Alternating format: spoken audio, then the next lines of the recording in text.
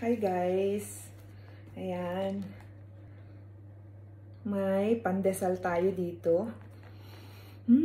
Kakaahon lang sa oven. Try natin. Gusto ko yung tostado. Tostado guys.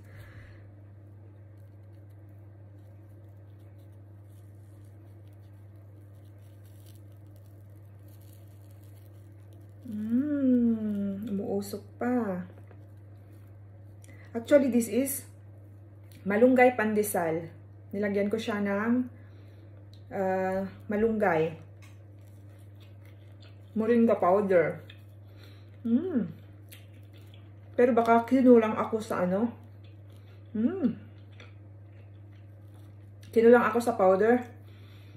Naaamoy ko siya, pero hindi masyadong nagkulay or because yung breadcrumbs, lumaban yung breadcrumbs.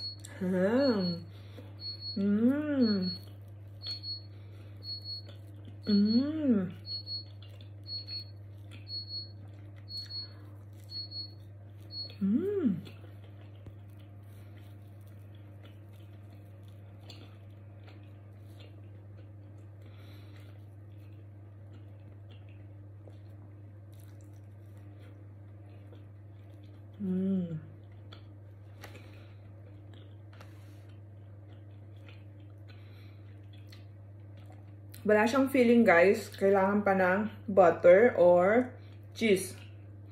Pero next time, pwede akong gumawa ng ube flavor pandesal. Pero kayo na lang bahala sa feeling. Kayo na lang bahala maglagyan ng butter or cheese. Ganun.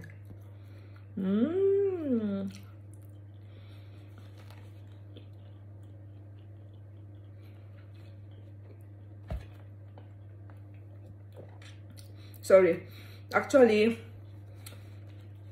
ang unang nakatikim nitong pandesal, yung parents-in-law ko kasi pumunta sila kasi hindi na kami nakapunta sa kanila ng 2 weekends. Na-miss na nila ang apo nila. Sabi ko, busy ako. So, ayun. Punta sila at binigyan ko sila sana magustuhan nila kasi doon na nila kakainin sa bahay. Yun. Order na guys! It's available from Kusina ni Paulen. Bye!